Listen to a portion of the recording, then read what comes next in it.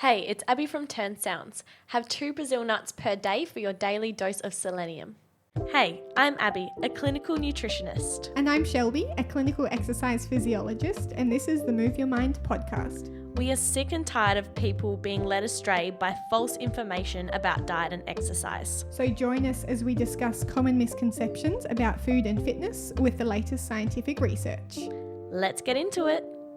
All right, Shelbs. All right. It's my turn. Yay! Been pondering the start of... It's always so hard to start an episode, isn't it? My brain's like, can you do this? We just need to get started and then We'll find out, won't we? So bad. We will find out. You can do it. I believe in you. So the focus of my episode today is food as medicine. Something that my whole degree was essentially based on. Absolutely. Nutritional and dietetic medicine.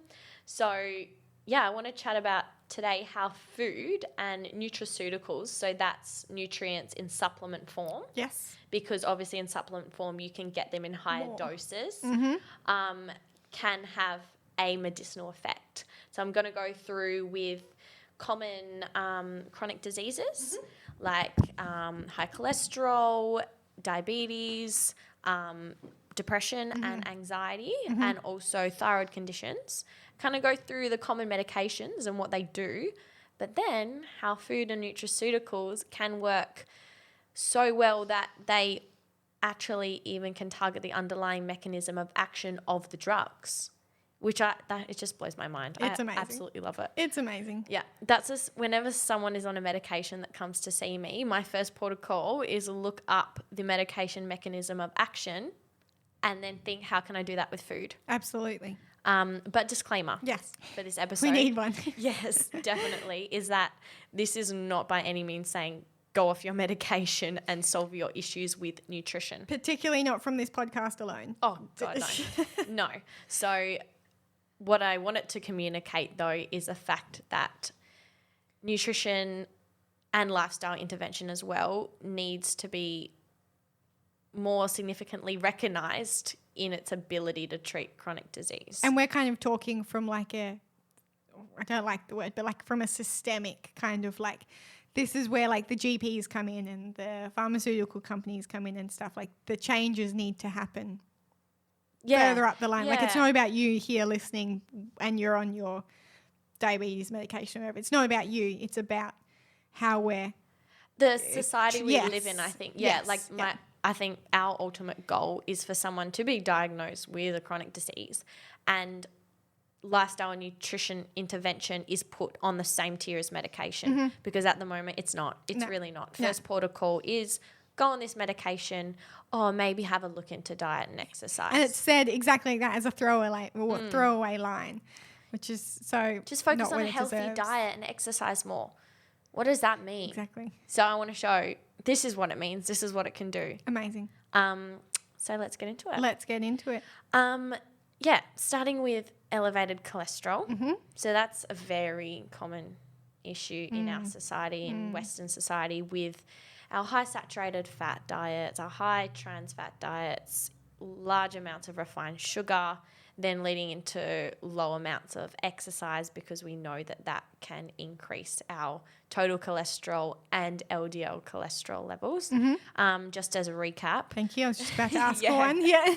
So with cholesterol, you've got kind of two main types. So LDL is low density lipoprotein, and you kind of call that your bad cholesterol in quotations because that's the one that contributes to arterial plaque buildup, which then increases your risk of like stroke, coronary heart disease, cardiovascular disease, because it can thicken your blood vessels. It's pretty much like a build-up of fat on the inside of your blood vessels. Yeah. So you've got less opening for blood to actually go through. Yeah. And then if some of that breaks off, you have a clot. If it closes completely, it's called occlusion, and then you don't get blood past that. And we don't need to talk about how necessary it is to get blood everywhere in the body. It's quite an obvious one. Yeah. And then you've got HDL cholesterol, which is high density lipoprotein, and that is kind of your good cholesterol. So that kind of has a role with transportation of cholesterol around your body because you do need it for functions. Like cholesterol is a major component of our cell membranes. So it's not, cholesterol isn't bad, but it's the ratio which we consider in chronic disease. You want, well, not a higher amount, but often we see LDL is in greater amounts than HDL. So you have more bad, less good. And diet can most definitely alter the ratios and increase HDL and reduce LDL. Well, if you think about so I know there are genetic component, there's a family related high cholesterol that you can get. Besides that, where are you getting your cholesterol from? Your diet, right? So why not change the diet to change your cholesterol levels? Yeah. It just... The input, and that's a good segue. Thank you. Oh, you're welcome. Because I want to talk about the common drugs.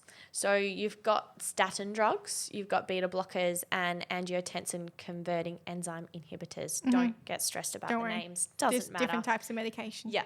So for statin drugs, there's about on average a 35% reduction in LDL cholesterol. For beta blockers, about 15% reduction. And then the angiotensin enzyme inhibitors are about 20% reduction. So, yeah, medication's effective. I'm not someone to say it's not, because it is. That's why they're there. It keeps people alive. Exactly. But nutrition is also effective. So statins, they reduce or they inhibit a type of enzyme, which is the rate-controlling enzyme for cholesterol biosynthesis. So essentially you take the drug, it reduces the enzyme activity, which kind of creates cholesterol. So my thought is, okay, it's reducing the creation of cholesterol. Why don't we reduce the input of cholesterol? And that's going to work. It seems feasible, doesn't it? Yeah. And absolutely reasonable. Yeah. And so beta blockers, then they work by blocking the effects of epinephrine, which is like adrenaline. And then that causes your heart to beat slower and with less force, which lowers your blood pressure. So that's kind of preventing adverse effects of high cholesterol, right? Because you'd imagine that your arteries are kind of under pressure. They're not as what's the word? Fluid. Yes. Because I'm kind of picturing stiff arteries. Yes, right? exactly. Or if you even think of your garden hose, a really wide hose pours out water slower.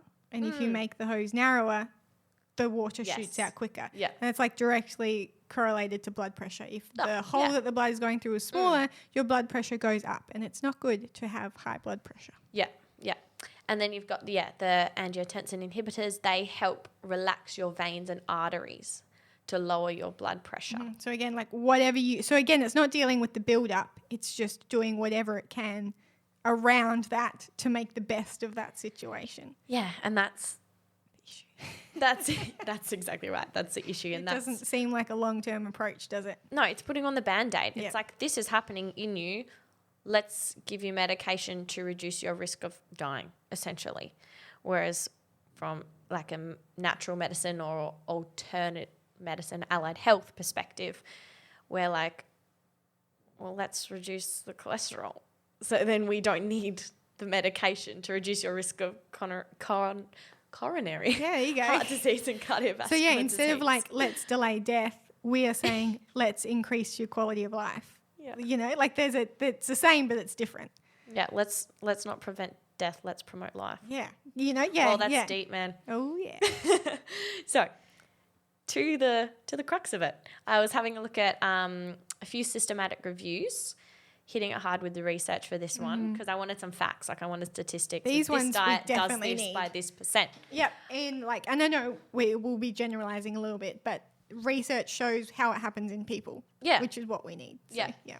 In a what are you doing there, I'm Shells? just trying to adjust. I'm pregnant. I'm uncomfortable. You can hear some clanging and banging. It's just Shelby My having a back good hurts. time. Oh, Getting better. it's fine. So yeah, the systematic reviews. One of the main ones was in 2000. So yes, it's an old study, but as we discussed several times, it doesn't mean it's wrong. And I actually really struggled to find recent studies on these things. It was always more investigation is needed, more studies are needed. And I was well, where are they? I'm sure if I dived several hours into the depths of the PubMed, I'd probably You'd find something. single research review type things that someone's done. But still, these are fine. So the 3 different diets that they were looking at for its effect on cholesterol levels, so your HDL, LDL, and total cholesterol. They looked at the American Heart Association diet, they looked at the Ornish diet, and they looked at the Mediterranean diet. Definitely heard of Mediterranean diet. Yeah. I don't know what the Ornish one is. So I'll start with the American Heart Association, very similar to what we recommend in Australia. So it's just about reducing total fat in the diet, but particularly reducing saturated fat. So it involves less than 7% saturated fat in your total diet. And dietary guidelines, like the Australian dietary guidelines, they're no more than 10% of saturated fat. Okay, yep. So in that way, they are working towards promoting healthy cholesterol levels. But I'd say a very large majority of the population don't stick to that. Very, very large. And then this diet also promotes inclusion of monounsaturated fatty acids. Yes. So we've said it a few times. Saturated fats are the ones that are known to increase your LDL, so your bad cholesterol, and then your unsaturated fats work towards increasing your good cholesterol, so your HDL. Yep. And then in this diet as well, it's kind of just a general breakdown of macronutrients. So most of it are saying they should come from carbohydrates, so 55%, 15% protein, and then back to the 30% fat, which I said at the start. Excellent. And then the American Heart Association also limit intake of daily cholesterol to less than 200 milligrams per day. Okay. Because the cholesterol we intake directly goes into the cholesterol that's in our bloodstream. That makes sense. So back to us saying, instead of taking a drug which reduces your biosynthesis of cholesterol, just don't intake it. Yes.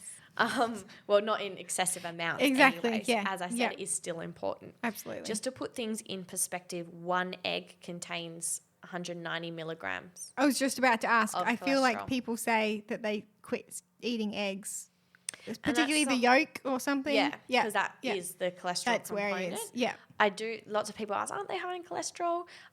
But for general healthy population, it's, I think, 6 a week. It's kind of 6 to 9 a week is kind of the recommended. Yeah. So once again, moderation.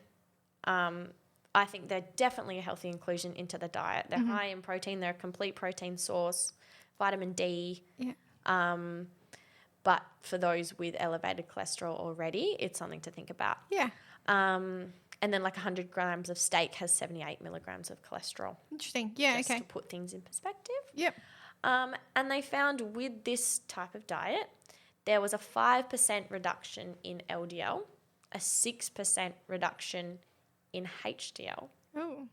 and the ratios were unchanged. Interesting. Yeah. Exactly. Yeah, so that was something that was interesting. Oh.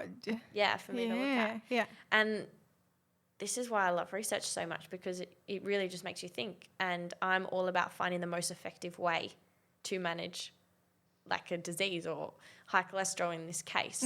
So then moving on to the Ornish diet. So that's a very low fat diet, about 7% total fat. Total. Yeah. So the other one was 30%. Yeah. Much lower. So they exclude all oils and animal products, but include low-fat milk or yogurt. So majority of the diet comes from carbohydrates, 15% protein, and then 12 milligrams per day of cholesterol compared to the American Heart Association of 200. Yeah. So they found there was a 37% reduction in LDL cholesterol. So going back to the drugs that I listed, we remember statins was a 35% reduction. Yeah. So it's pretty much The same. exactly What the time same. periods are we looking at for these? 48 in the study. This one was over, I think it was 4 months. Okay. Yep.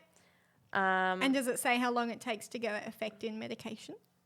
No. Yeah. Okay. Well, I'm sure it would somewhere, but I don't have this right in front of that's me. fine. Yeah. So the study said it was similar in magnitude to high-dose statin therapy, which can reduce cholesterol by 25 to 60% depending on the drug dose. But what's important to note about this study, you will absolutely love this, is that lifestyle modification was included. So exercise most definitely has an effect on cholesterol levels, which we know, and cardiovascular health.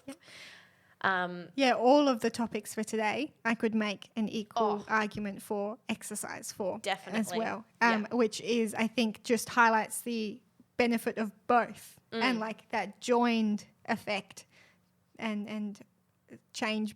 Well, it's a lifestyle behavior, so that includes what we eat and how we move. Yep. So like do it, do both. In this study, actually, they include a little section at the end, which was, so it's American, so it's in miles and everything, coupling diet with an exercise program of 10 miles of walking or jogging per week, not per day, produced an additional 14 to 20% decrease in LDL cholesterol levels. So it just shows diet and exercise. Like, just so, they work, guys. Like, I get so frustrated. I know. 10 miles is 16 kilometers. Per week. Yes. Yeah, Isn't doable. that bad? Absolutely. 2 a day. A little bit more. Yeah. I was like, did I get that right? Yes, maths. Last but not least, the Mediterranean diet. So lots of people have heard of that. I think it's a bit of a buzz. Yeah. It was a bit of a buzzword for a bit. That one is similar to the American Heart Association in total fat. So 30% of your dietary intake is from fat per day. But they really pump the monounsaturated fat. So you've probably heard Mediterranean diet, like olives, avocado, olive oil, nuts and seeds, whole grains, things like that. Absolutely. It's a very balanced, healthy diet, It really. is. And then they've got 217 milligrams of cholesterol. What does feta have in it? Feta, because it's made from dairy, it is a higher amount of saturated fat compared to kind of your nut and seed and plant sources. They're usually higher in the monounsaturated fats. I feel like feta is in a Mediterranean salad, isn't it? Yeah. Yeah, cool. Most definitely. Nice. Probably in excessive amounts. Well, yeah, because And that's where diets become funny, right? Yes. Because people are like, Mediterranean diet, sweet. Like, give me all the Feta. Yeah. I've definitely heard people say that. Or like even the same like avocado and have like a whole avocado for breakfast or whatever, and you're like, chill. Yeah, moderation. Definitely. So the Mediterranean diet, there was significant benefits in myocardial infarction risk and mortality rate of heart disease. So myocardial infarction is heart attack. Yes. But this came independently of a major change in total cholesterol. It only dropped by 6%. Yeah, okay. So once again, going back to how diet can affect things so systemically, I guess, the underlying mechanisms. And this then, my brain then thinks side effects of medications, right? You take a medication, there's always negative side effects. There's something else going on. You do a Mediterranean dietary change and all the side effects are good. Like you just decreased your mortality rate of heart disease independent of the actual wanted change of the study. Exactly. So there's just so much more benefit to it. Absolutely. Yeah. Yep. Yep. And with cholesterol, there's other things. I just wanted to throw some fun facts in there to get people thinking about what else diet can do. So there's plant sterols. They are cholesterol, which is inside a plant, right? Because plants are living things. They have cholesterol as part of their cell membranes like we do. Yep. So plant sterols is their form of cholesterol. Okay. And that is very, very researched for its effect in lowering cholesterol, because if we intake plant sterols, it competes with cholesterol incorporation into our cells and our membranes. Okay. So it's like 2 to 4 grams per day. Yeah. Lowers total cholesterol by 10% and LDL by 14%. Decent. Yeah. So you see... Do you become more plant-like? Shelby. Saying it's wanting to get into your cell membrane. Do you have more plant cell membrane than a human? I actually... No, that's making me think. It doesn't get incorporated. It's a competitive inhibitor. Okay. So you don't become more plant. Okay. You just become less cholesterol because the plant's there. Great. You know what I'm saying? Yeah.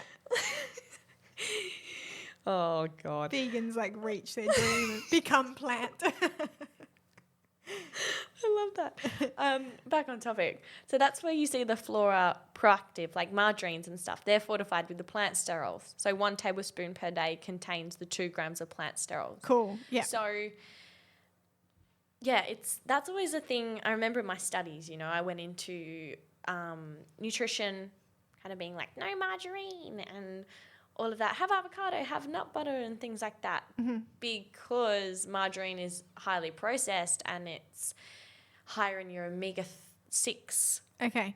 Which we know then can contribute more to inflammatory pathways.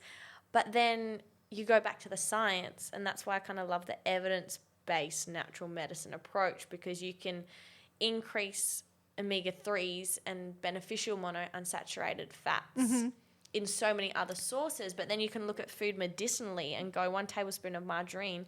This is a really bang for your buck. It's a highly researched way to decrease your LDL and HDL. Exactly. And if that person is already having butter on their toast, like how easy is that to just like swap it out for margarine? Yeah. And then last but not least, soluble fiber. So I talk about that a lot. High in whole grains, especially oats and like bran and barley. Yep. It's also high in nuts and seeds. Chia seeds, psyllium husk are a great source of soluble fiber. So the study that I had a look at was on an Asian population, which I thought was interesting because Asian diets are typically quite low in saturated fat. Yeah. So imagine they're both on a pretty low risk kind of level with the high cholesterol from saturated fat intake. Yep. But then the additional incorporation of 3 grams of soluble fiber per day by 70 grams of oats, which is just over a cup of oats. Yeah, decent. It resulted in a 7% decrease in LDL. So you're looking at 2 pretty good things. Add in oats and it's 7% better. And that's where the widespread approach comes in. Imagine adding in plant sterols, soluble fiber from oats, increasing exercise, reducing total overall fat, increasing monounsaturated fats, moderating your cholesterol intake through eggs and red meat. Yes. How many percent is that? And that's what, oh, God. But it takes effort, Abby. It's not as easy as just taking your medication and getting on with your day. Like, it seems like a lot. But that's why you see a professional such as myself, which looks at your current intake and says, hey, swap this for this. Yeah. Well, look, you could be having this instead of that. And before you know it. Exactly. Just like you went to your GP or whoever to help you in this situation. It's the same thing. Like, get help. It's fine. Yeah. Just get that help. Yeah. And guidance. Any questions about the cholesterol side of things? No, that sounds really good. Yeah. I like it. Yeah. That was one. I got a bit stuck in the rabbit hole with the cholesterol. And I was like, Abby, stop. You've got other things to think about. Yeah. And research. So next, insulin sensitivity or insulin resistance, which we just spoke about in the previous episode. Yep. Insulin resistance is reduced insulin sensitivity. So your body responds less effectively to insulin, which then reduces its ability to uptake and utilize glucose, which is essentially type 2 diabetes. So a commonly prescribed drug for insulin resistance is metformin. Yes. So that works to lower glucose production in the liver. So if you're not producing as much glucose, there's not going to be as much in your bloodstream. And it also improves your body's sensitivity to insulin. Yeah. Through a lot of complex pathways, which I won't go into too much. But you can do that with food. I know. Like, once again, Yes. glucose just doesn't come out of nowhere. No. So, You're absolutely getting it. You're ingesting it. yeah, Like- carbohydrates are broken down to glucose. Yeah. So instead of, like, trying to lower your glucose production with a drug, why don't you lower your glucose intake through diet? And instead of improving your body's sensitivity to insulin, why don't you moderate insulin secretion through GI load and also add in some nutraceuticals which act to increase your glucose transporter activity? So, spoiler alert, cinnamon. I'll get to that. So definitely in like pre-diabetes, like when you're becoming insulin resistant, I know we can reverse that with lifestyle. Is it reversible just on medication, or does the medication just like help? Is it reversible? Yeah, because like I know you can become not diabetic if you're heading to diabetes by Depends dealing on the with degree. diet and exercise. It definitely depends on the degree of Yeah. insulin resistance when you Anyway. approach it. But otherwise, that was just trying to be another hit for that. Like, we can actually reverse some of these things. Oh, whereas yeah. I don't know that the medication does. No, Yeah. because it deals. No, the 'Cause it just underlying deals with the mechanism is symptoms. still there. It Yeah, just exactly. stops the symptoms. Yeah. So yeah, when I say GI, remember GI is glycemic index, how quickly a carbohydrate is broken down into glucose, and then the glucose is circulating in your bloodstream. So something that I wanted to talk about is GI load. So that's different to just usual GI. Yep. So GI load is a GI of the food, so a glycemic index, times the actual amount of carbohydrate in the food Okay. divided by 100. So it's like a kind of percentage. So foods that have a low glycemic load, so imagine a moderate amount of carbohydrates or a low amount of carbohydrates, and then a lower GI as well. Things like peanuts, watermelon, which is interesting because watermelon's relatively GI, but the amount of grams of carbohydrate, because it's so high in water. Yes, is low. So you're just affecting a different part of the equation there. It's like rearranging equations in maths, right? If you tip the scales one way, the other way is going to go down. So especially if you're multiplying. Yes. Cool. Yeah. We love it. And things like legumes, so like kidney beans and things, because they're high in fiber, they have the low GI content, and because they're a legume, they're high in protein, so they're also moderate in overall carbohydrate levels. Medium GI load is like oatmeal, because oats are carbohydrate. Yes, they're low GI, but then it's the amount of carbohydrate per 100 grams. Exactly. That makes it a little bit higher. Yeah. Banana, kind of same principle. Fair. Brown rice, same principle. Yep. High GI load, you can imagine high amount of carbohydrate, but also high GI. So like cornflakes is an example, jelly beans, candy bars. These are American, obviously. Yes. Candy. Chocolate bars. And like raisins, like dried fruit. Oh, yeah. Yep. Yep. So through managing glycemic load, so your overall need to secrete insulin in response to glucose, we can kind of reduce the almost attack of the insulin on your system, because we know that if the insulin is sitting there and your body's not responding to it, and the glucose is sitting there and your body's not uptaking it, then that feeds into the inflammatory process, which then feeds into insulin resistance. So it's like a kind of a vicious cycle. Yep. And if you're just like making insulin and it's not being used, you're going to stop making insulin. Yeah. And that's the issue. Yeah. So like same thing, like if you just keep on, I don't know, what's a good analogy?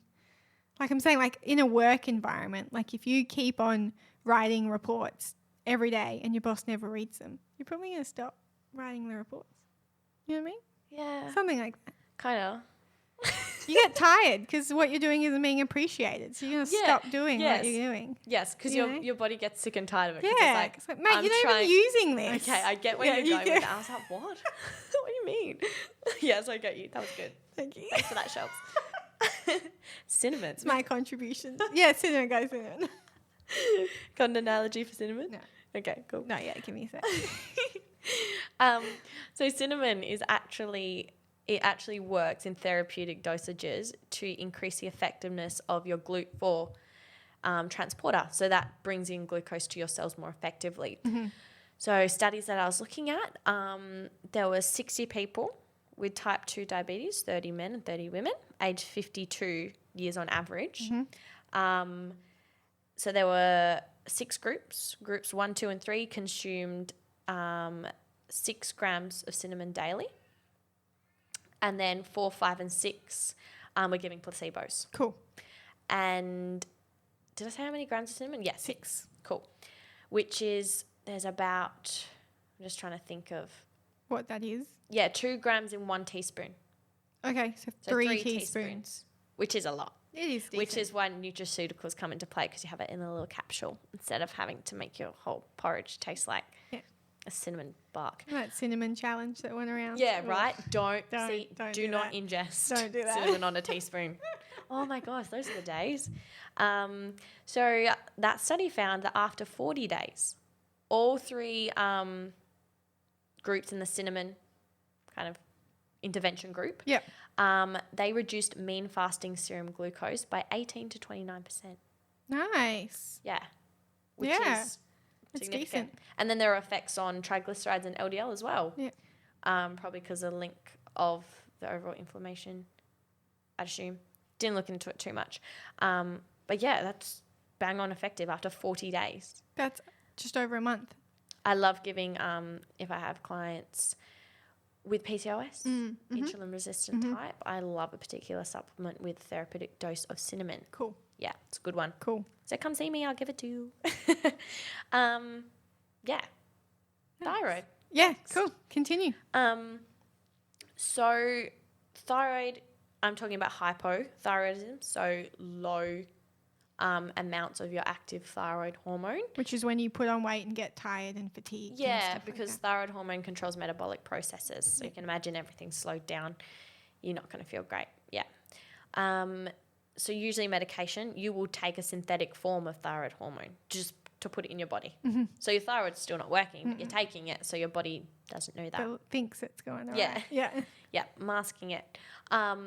So from a nutritional perspective, selenium and zinc are really important. So what happens with our thyroid is that we've got two main types. We've got T3 and T4. You'll see them on blood tests if you get the thyroid tested. Yep. T3 is your active thyroid hormone Okay. and T4 is inactive. So conversion of T4 to T3 is something that's really important and often overlooked. Okay. In just general medicine practice. But zinc and selenium are the micronutrients that encourage the conversion of inactive to active, Crazy. as well as iodine. That's so cool. So, Oh yeah, iodine was massive with thyroid things. Yeah. I remember like the goiters people had and stuff. Yes. And then they had their iodine infused salt. yes. And Yeah. then see, it's fine. That, Yeah. Then, see, yes. That's what brings me back to the whole, you're going to study going Himalayan pink salt because of the minerals. Yeah. But I'm like, iodized table salt. It has facts. There's nothing wrong with it. Yeah. There's absolutely nothing wrong with it. And Yeah. you'll see benefits. There's so much research. There's a Absolutely. reason why salt, that's something that's gone years and years of research. Absolutely. But yeah, so this study had 68 females with hypothyroidism. They were overweight or obese. There was 4 different supplementation groups. So one had both zinc and selenium. So 30 milligrams of zinc and 200 milligrams of selenium. So 200 milligrams of selenium can be consumed by 2 Brazil nuts, Yes. which is great. Yes. So yeah. that's when therapeutic dose through supplementation isn't actually needed. Yeah. And then zinc. So oysters are probably the highest food in zinc. That's like 6 oysters is 52 milligrams. Okay. But then if you look at like beef or chicken, it's 11 milligrams of zinc per 100 grams of beef. So then you would have to incorporate it quite a bit through food sources to get 30 milligrams, Yes. which is why zinc deficiency is so damn common. Yeah. Often overlooked too. So yeah, one of the groups was zinc and selenium. One of the groups was zinc and placebo. One of the groups was selenium and placebo. And one was 2 placebo. And sorry, were they being given the supplemental Yes. medicinal Yes. stuff? Yeah. In a capsule. Yeah. So they found that with the zinc and selenium in conjunction, there was the most significant effects. In terms of the amounts, it was all statistically significant. There was mean serum T4 increase. Yep. Very significant T3 increase. So Nice. obviously you're seeing that conversion from inactive to active, which is very, very important. And there was a reduction in TSH because your thyroid is obviously working more effectively, so it doesn't have to be overstimulated. Yeah. 'cause So it's TSH, just moderating. thyroid stimulating hormone. Yeah. So you're getting too much of that because it's like, come on, thyroid, do what you need to do. But that can chill out because it's actually doing what it needs to do. Yeah. Yeah. Yeah. So I tend with people with hypothyroidism, I do like to supplement just to get the regulation back, I guess, to get the body converting, get the thyroid out of that what's going on state. I'm not producing what I should. And then obviously monitor it every 3 months with bloods Yes. to see if the supplementation is effective, which it has been in what I've observed with my clients. And then seeing if we can monitor it with just dietary inclusions. And from there, once you've gotten back to like the euthyroid state, so like a bit more homeostasis. Yes. That makes sense. Yeah.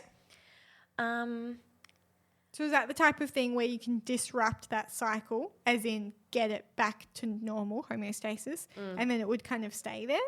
Or is it the kind of thing which would just want to kick back out again? Well, it depends on the origin of the hypothyroidism. So you can imagine if it's autoimmune, you've got that genetic kind of defect factor where that's your default situation of your body. Yeah. But then you can have isolated, so like non-autoimmune hypothyroidism, where you have a much greater chance of restoring and maintaining your thyroid state. Yeah.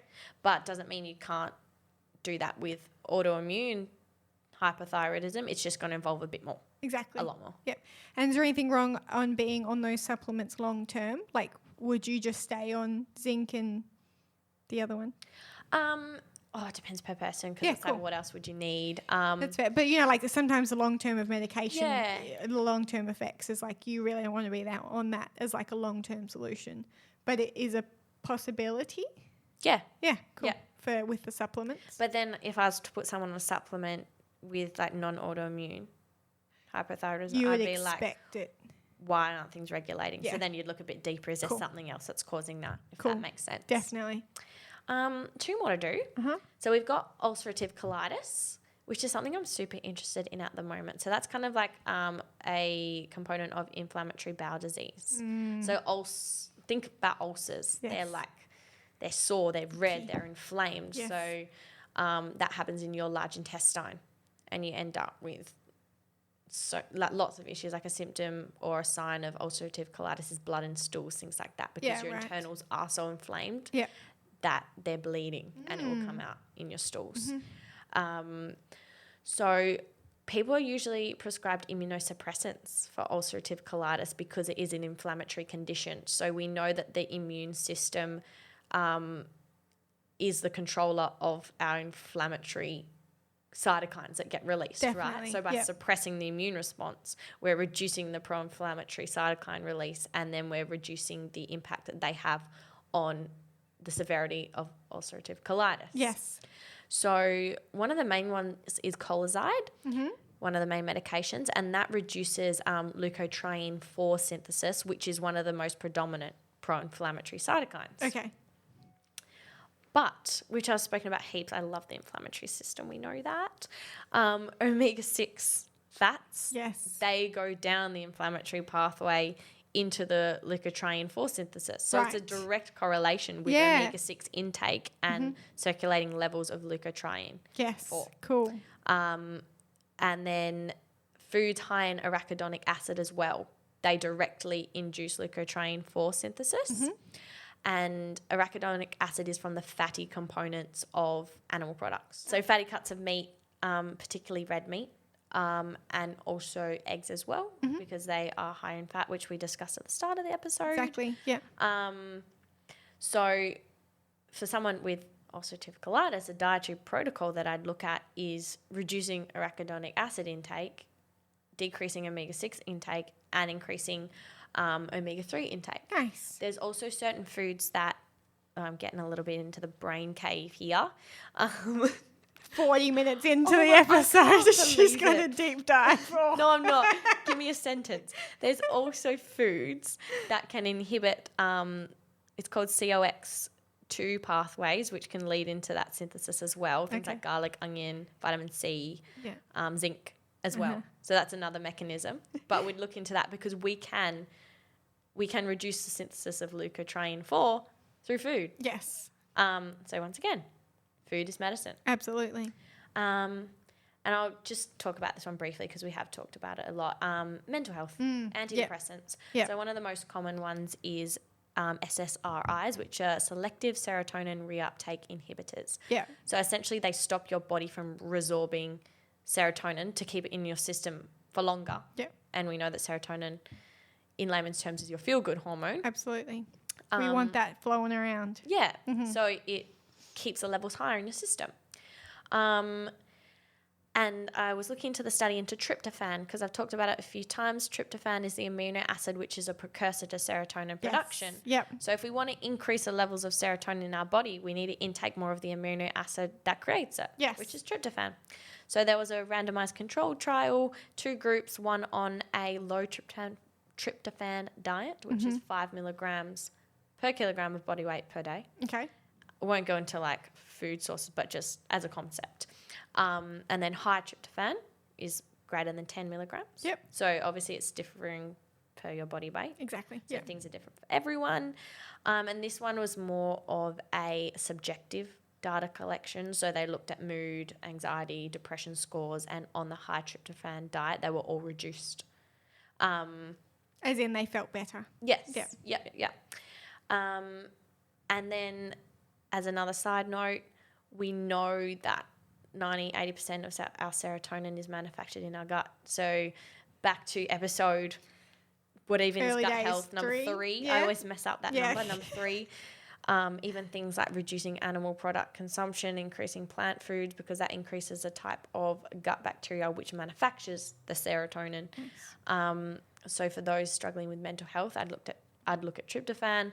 I'd look at what I just said, increasing the good gut bacteria, enhancing proliferation, kind of working through the gut-brain axis, Absolutely. looking to the source. So instead of having a drug to keep the serotonin circulating around, we produce more. Exactly. Yeah, so instead of just like inhibiting what our body wants to do, which is take it back up again, effectively recycle it, right, and put it back out. So instead of stopping that like natural process, we can manufacture more. Yeah, just make more. Yeah. Yeah. And once again, I'm not saying go off your medication and just rely on food. Why can't we do both? Exactly. It's definitely. Anyways. It's definitely worth looking into. Like if this is your mental health, like this is your life. And something I say with a lot of my clients, I'm like, hey, look, let me explain to you what medication you're on, what this does and how food can help. Mm-hmm. What's your long-term plan? Do you see yourself wanting to reduce your reliance of medication? Yes. Okay, great. I know what we can do with this food. Majority of clients don't want to be on them. Yeah. Yeah. Yeah. Going from cholesterol to anything. Like, although it's the easier choice, a lot of them also are like, yeah, I'd get off this if I could. Yeah. Like, And 9 out of 10 times you can reduce your reliance on medications. You can go 50% food, halve your dose of your medication, therefore halve your chance of negative side effects from your medication, and 50% increase the additional benefits that you get from food. Exactly. And many medications can have a negative effect on your exercise response. So a lot of them can make it harder to exercise by either raising your resting heart rate or making it more likely that you'll cramp or fatigue or things like that. So even that conjunction, like therapy of exercise, can be made harder by some of the medications. Yeah. Yeah. That's me done. Sounds great. I did it. You did it. If anyone wants any more information, if you want me to look deeper into any of the conditions I discussed, or if you are taking a medication at the moment, you're like, oh, I would love to know a bit more about what food can do for me. I'm so happy to look into it because I learn lots through doing this. Yeah, absolutely. Either through the podcast or book yourself in and get a tailored plan from Abbey herself. That would be really good. AbbeyReneeNutrition.com. Absolutely. Book a consult form and I'll get back to you very soon. And further past that, if you want to continue supporting the podcast, you can plug in at turnsounds.com, and that means we can continue to run this podcast at hopefully a high production quality. Hopefully it's on that way. And we can continue giving out this advice to you as we have been. Yes. Hope you enjoyed that, guys. Thanks for sticking around. Food is medicine. Don't forget it.